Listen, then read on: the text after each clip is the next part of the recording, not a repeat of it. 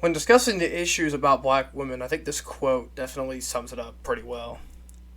Our lives began to end the day we become silent about things that matter.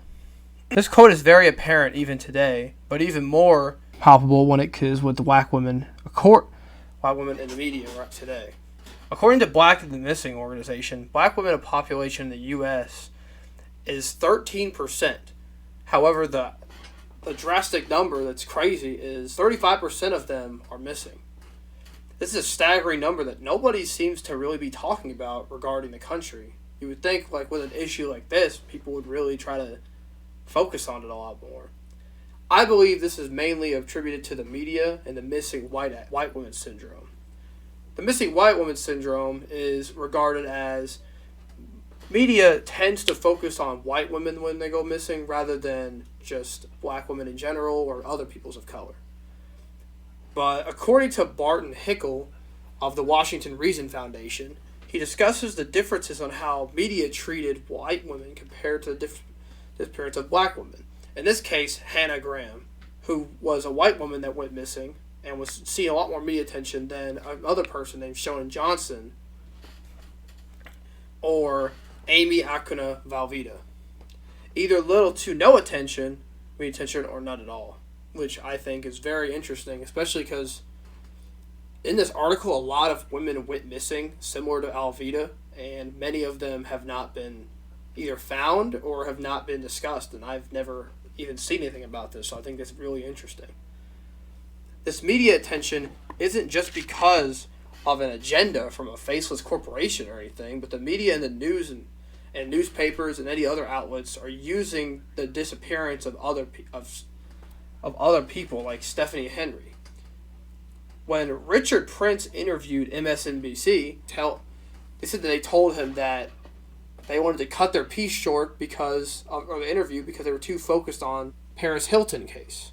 He further states that he finds it ridiculous how they wouldn't even focus on someone that has been missing 60 seconds of fair screen time just so they can get their point out.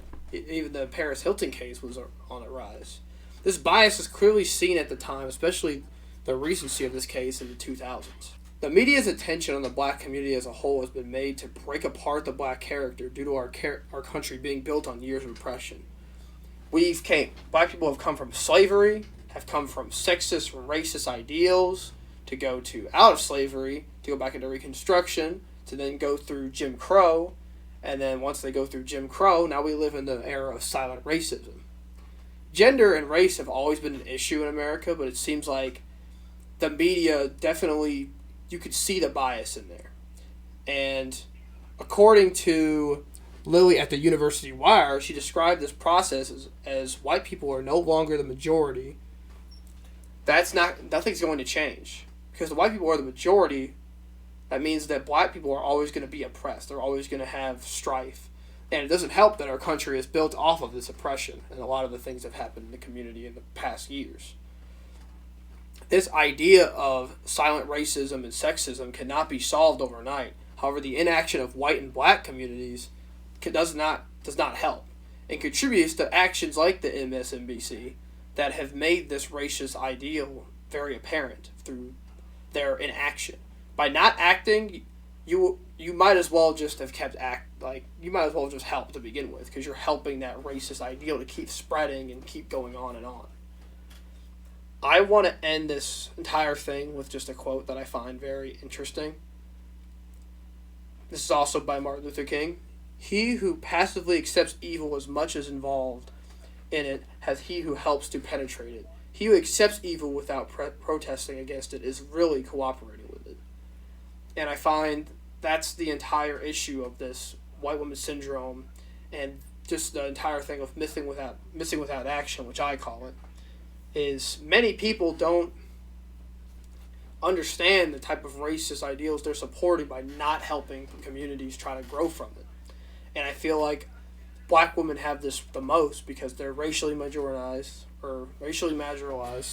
and black women are seen as this minority that people don't really care about. And they already don't care about black men, so could you imagine what they feel about women who have been oppressed for years and years and years?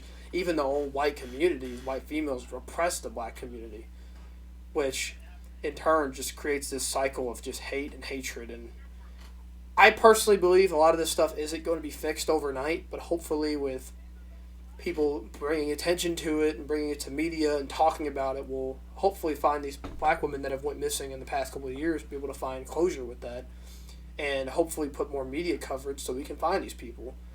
Because in a world where we live with so much media and so much social media, we should be able to do all this stuff and be able to find people and support each other and one another.